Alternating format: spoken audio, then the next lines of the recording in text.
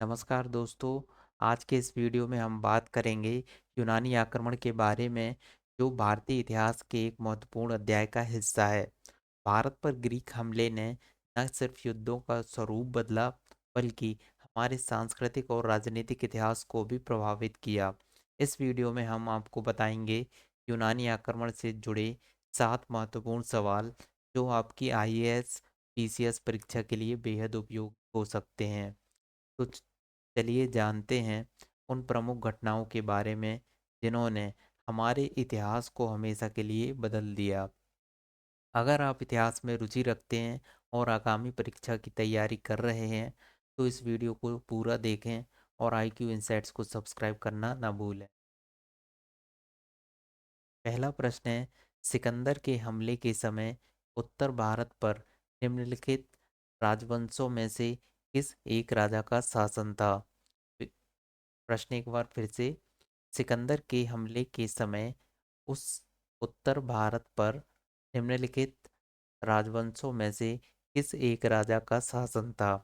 विकल्प ए नंद वंश, बी विकल्प है मौर्य वंश, सी विकल्प है सुंग वंश, डी विकल्प है कर्ण वंश।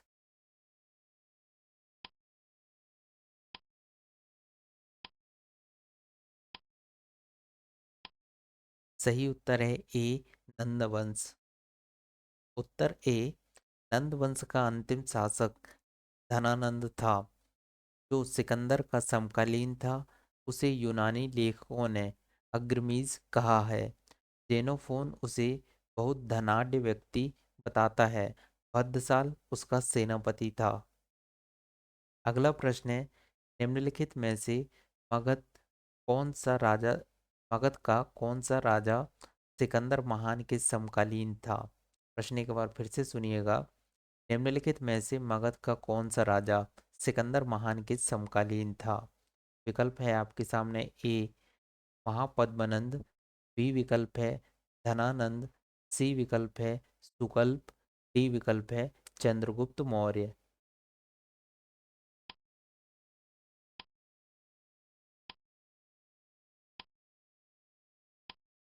सही उत्तर है बी धनानंद। अगला प्रश्न है, निम्नलिखित कथनों पर विचार कीजिए। कथन, लगभग 2 वर्ष के अभियान के पश्चात सिकंदर महान ने 325 ईसा पूर्व में भारत छोड़ दिया। कारण, वह चंद्रगुप्त मौर्य से पराजित हुआ था। नीचे दिए गए कूट से सही उत्तर चुनिए। तो कथन है, लगभग 2 वर्ष के अभियान के पश्चात सिकंदर महान ने 325 ईसा पूर्व में भारत छोड़ दिया। कारण है, वह चंद्रगुप्त मौर्य से पराजित हुआ था। निम्न नीचे दिए गए कूट से सही उत्तर चुनना है। कूट आपके सामने ये रहे। ए विकल्प है तथा आर दोनों सही हैं, तथा आर ए की सही व्याख्या करता है। बी विकल्प है ए तथा आर दोनों सही हैं, परंतु आर ए की सही व्याख्या नहीं है।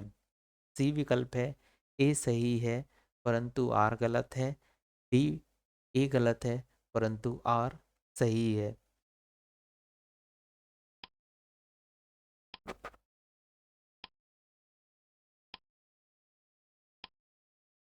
सही उत्तर है सी, ए सही है परंतु आर गलत है।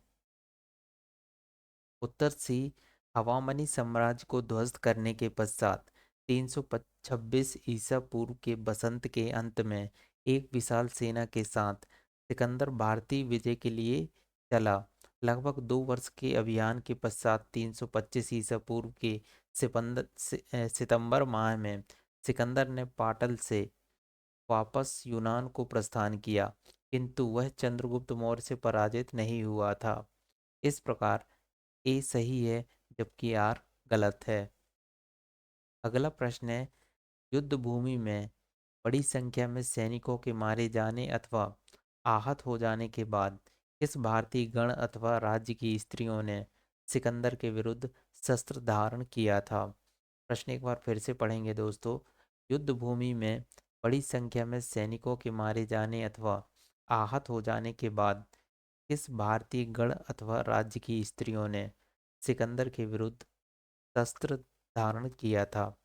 विकल्प है आपके सामने ए अभिसार, बी विकल्प है ग्लौसाई, सी विकल्प है कट, डी विकल्प है मस्सक।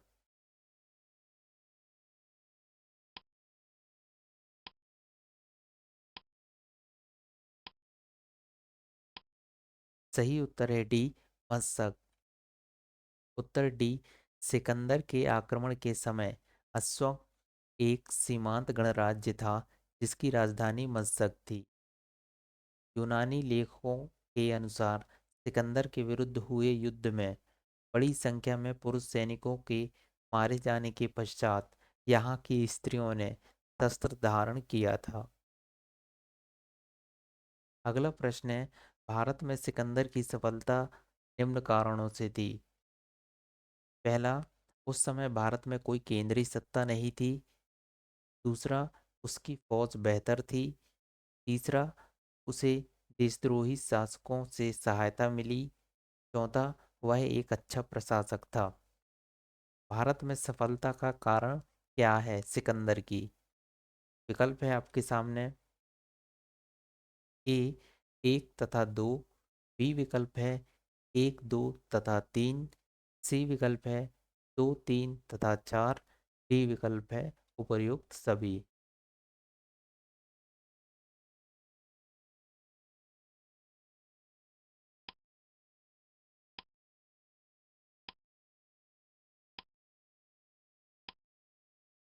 सही उत्तर है बी एक दो तथा तीन। अगला प्रश्न है, उस वीर भारतीय राजा का नाम बताइए जिसे सिकंदर ने झेलम के तट पर पराजित किया था। प्रश्न एक बार फिर से, उस वीर भारतीय राजा का नाम बताइए जिसे सिकंदर ने झेलम के तट पर पराजित किया था। विकल्प है आपके सामने ए आम्मी, बी कुरु या पौरस, सी चंद्रगुप्त मौर्य, डी महापद्मनंद।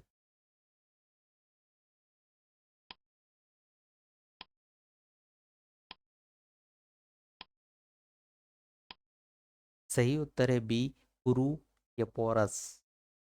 उत्तर बी, सिकंदर ने झेलम नदी के तट पर पौरस या पुरु को पराजित किया, परंतु उसकी वीरता से प्रभावित होकर सिकंदर ने उसे अपना मित्र बना लिया तथा उसे अपना राज्य और कुछ नए इलाके प्रदान किए। अगला प्रश्न है, निम्नलिखित में से कौन सिकंदर के साथ भारत में नहीं आया था? प्रश्न एक बार फिर से, निम्नलिखित में से कौन सिकंदर के साथ भारत में नहीं आया था? विकल्प है आपके सामने ए निरियाकस, बी विकल्प है आने सिक्रिटस, सी विकल्प है डाइमेकस और डी विकल्प है अरिस्टोब्लूल अरिस्टोब्यूलस।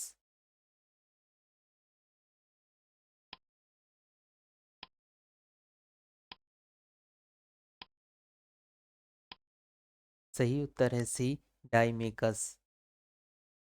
उत्तर सी डाइमेकस सिकंदर के साथ भारत नहीं आया था। स्ट्रैबो के अनुसार सीरिया के राजा एंटियोकस ने डाइमेकस नामक अपना एक राजदूत बिंदुसार की राज्यसभा में भेजा था। धन्यवाद दोस्तों, आपका इस क्विज वीडियो में जुड़ने के लिए धन्यवाद। उम्मीद है आपने इसे एंजॉय किया होगा और आपके ज्ञान में भी वृद्धि हुई होगी। अगर आपको वीडियो पसंद आया हो तो इसे लाइक करना ना भूलें, अपने दोस्तों के साथ शेयर करें और नए अपडेट के लिए चैनल को सब्सक्राइब जरूर करें। अगले वीडियो में फिर मिलेंगे, तब तक के लिए कीप लर्निंग और keep growing. Thank you and take care.